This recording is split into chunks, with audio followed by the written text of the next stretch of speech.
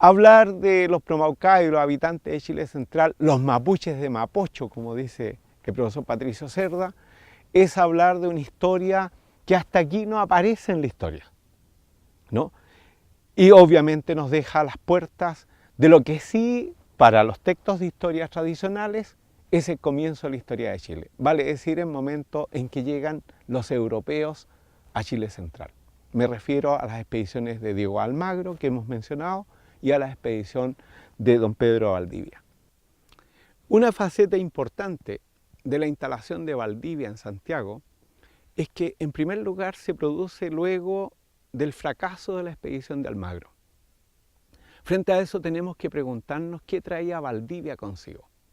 Y al parecer, la expedición de Valdivia es lo que podríamos llamar no una empresa de conquista, sino una empresa de colonización.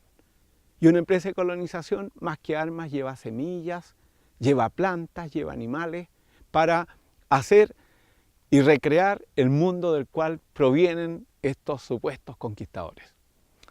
Más de algún chileno curioso se habrá preguntado cómo es posible establecer una colonia para una columna de españoles compuesta por 155 hombres y una mujer.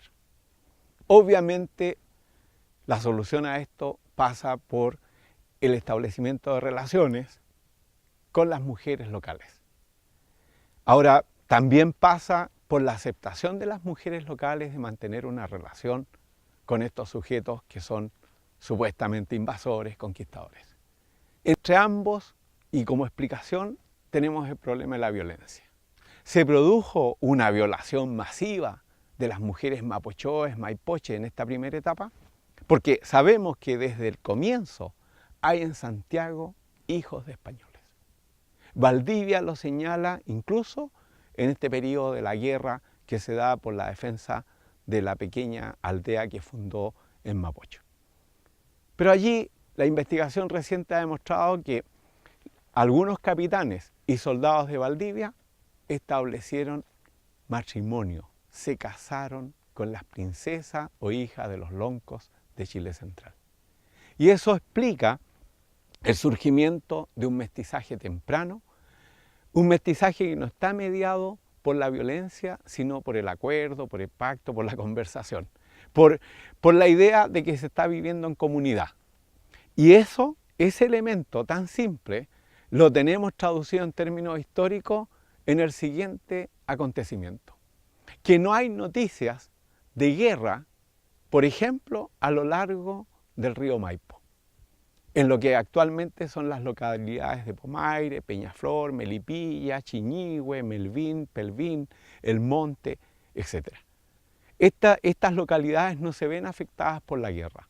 No hay guerra, por ejemplo, en Colina, no hay guerra en Huechuraba, no hay guerra en Lampa, en Tiltil. ¿Y por qué no la hay?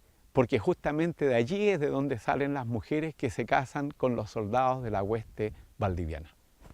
Y entonces tenemos en la gestación de Chile el forjamiento de una alianza ya muy sólida y duradera de sangre matrimonial entre estos supuestos conquistadores y estos supuestos vencidos.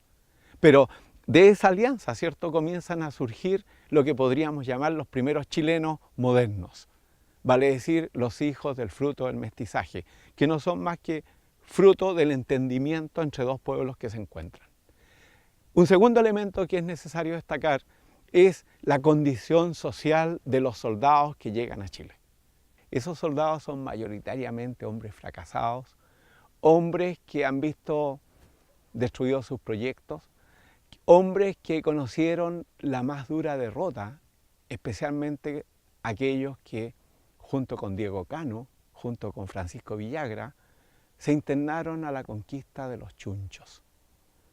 Hombres que vagaron por las selvas y que rogaron al final de una expedición de 7 meses, donde de 700 soldados sobrevivieron 200, donde se comieron los caballos y probablemente se comieron incluso a los indios que llevaban de sirvientes. Esos hombres son los que llegan a Chile. Son los que componen la hueste valdiviana, comandados por Francisco de Villagra y Francisco Aguirre. Esos hombres son desesperados, son los perdedores de América, los que llegan a Chile ya yo creo no con el afán de conquistar oro o capturar joyas y riquezas, sino simplemente con el ánimo de vivir y morir en paz. Si planteamos a estos hombres en esa dimensión humana, en esa magnitud humana, vamos a entender la naturaleza que adquiere la sociedad, supuestamente, comillas, colonial, que prospera en Chile. Chile no es Perú, Chile no es México, tampoco es Quito ni es Guatemala. Chile es una región en la cual estos hombres pueden rehacer su vida, ya no como conquistadores, sino como los antiguos pobladores de Castilla, los antiguos pobladores de Andalucía, que ahora encuentran en Chile la oportunidad para vivir de nuevo como sujetos de una dimensión solamente humana. Ya no podemos seguir pensando que los habitantes de Chile central pensaron que los que llegaban son dioses, porque los hombres que llegaron venían empobrecidos. Pero además, en vez de espada, en vez de alardas, en vez de los instrumentos de guerra, son hombres que traen también semillas, que traen plantas, que traen animales, con el objeto de criarlos. Y esto se desprende de los testimonios. Después del incendio de Santiago, Valdivia refiere la historia de una porquezuela, o sea que traían puercos. Refiere la historia de unas gallinas, a una la llamaban Eva, por ser la única que quedó después del incendio de la ciudad. En otras palabras, aquí estamos hablando de una pequeña colonia abigarrada que intenta sobrevivir en lo que es una guerra feroz que libran los habitantes de Chile central.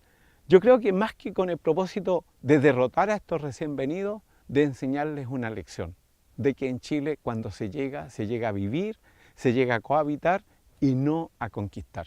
Vale decir, la idea del dominio, que yo creo que es una idea que rechazamos los chilenos desde el siglo XVI hasta la actualidad. La idea del imperio, la idea de la orden, la idea del Estado que debe ordenarlo todo en beneficio propio y no de la gente, eso podría ser, cierto, uno de los fundamentos que da origen a nuestra identidad nacional. ¿Y de dónde viene esto?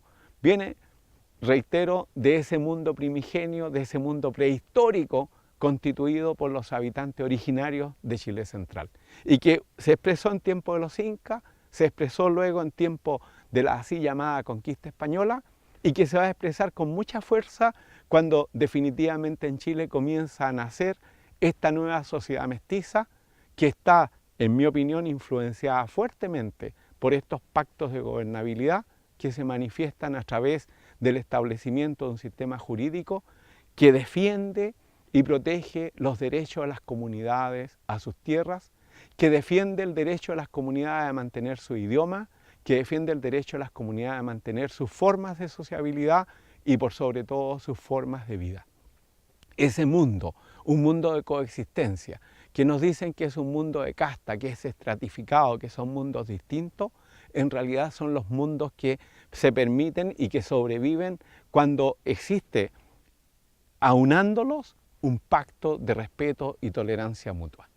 En otras palabras, estamos hablando de un mundo de heterogeneidades que sobreviven. En este episodio hemos intentado hacer una reconstrucción de los acontecimientos históricos, quitándole ese rasgo etnocéntrico que daba al español la estatura de dioses, que daba a los españoles un brillo y una gloria que no tuvieron, y que al mismo tiempo omitía casi completamente la historia de los habitantes de Chile central en lo que son los primeros años de esta nueva sociedad.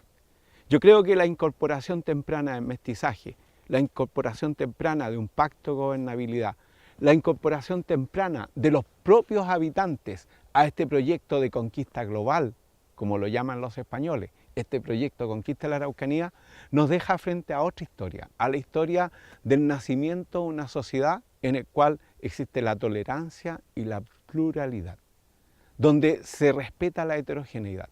En eso de respetar la heterogeneidad estamos hablando, por ejemplo, de una sociedad que tiene pueblos de indios e indios o comunidades que tienen sus tierras, que tienen su religión, que tienen sus autoridades cacicales, que tienen sus reglas para convivir. Reglas que no están enmarcadas dentro del mundo hispánico, sino en el mundo de la tradición promaucae. Centrando la mirada en la persistencia de las tradiciones, en la sobrevivencia de las comunidades, en la existencia de una propiedad territorial indígena o promaucae, lo que estamos dando cuenta es del surgimiento de una sociedad heterogénea y pluralista que permite la sobrevivencia de cada uno de sus segmentos.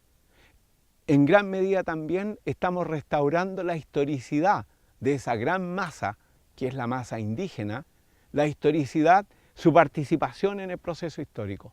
Pero por sobre todo estamos resaltando lo que ha sido el hilo común de esta serie, que es el esfuerzo y la confluencia de voluntades para forjar un sistema de vida, de convivencia, basado más en el diálogo que en la violencia. En el próximo episodio esperamos entrar de lleno al mundo colonial, un mundo colonial que de acuerdo al relato es un mundo de opresión y dominación, pero que de acuerdo a las fuentes es realmente un mundo en el cual sobreviven verdaderos universos humanos bajo un mismo alero, conviviendo y forjando lo que vamos a conocer posteriormente como Chile.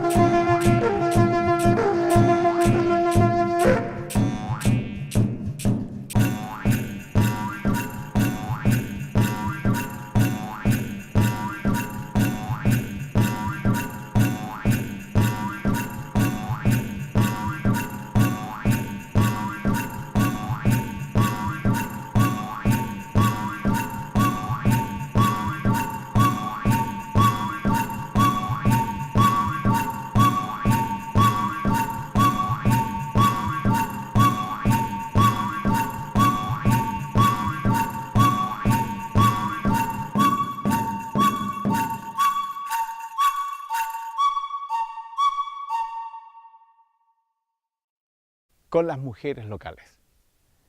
Ahora, también pasa por la aceptación de las mujeres locales de mantener una relación con estos sujetos que son supuestamente invasores, conquistadores. Entre ambos, y como explicación, tenemos el problema de la violencia. Se produjo una violación masiva de las mujeres mapochoes, maipoches en esta primera etapa, porque sabemos que desde el comienzo hay en Santiago hijos de españoles. Valdivia.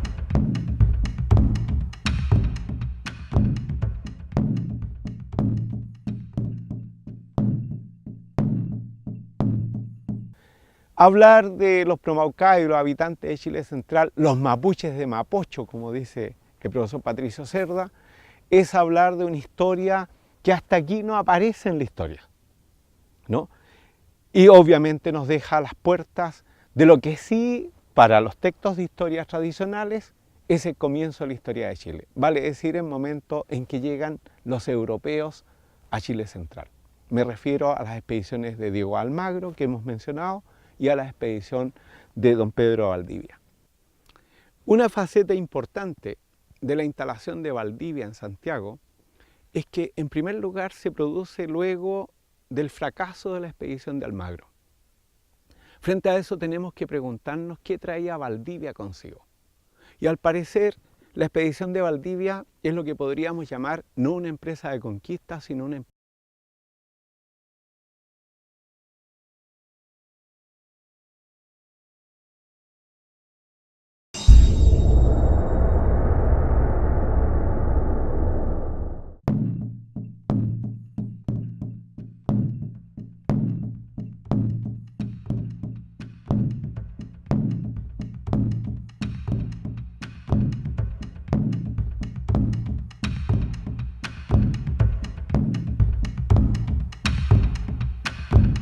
empresa de colonización. Y una empresa de colonización, más que armas, lleva semillas, lleva plantas, lleva animales, para hacer y recrear el mundo del cual provienen estos supuestos conquistadores. Más de algún chileno curioso se habrá preguntado cómo es posible establecer una colonia para una columna de españoles compuesta por 155 hombres y una mujer. Obviamente, la solución a esto pasa por el establecimiento de relaciones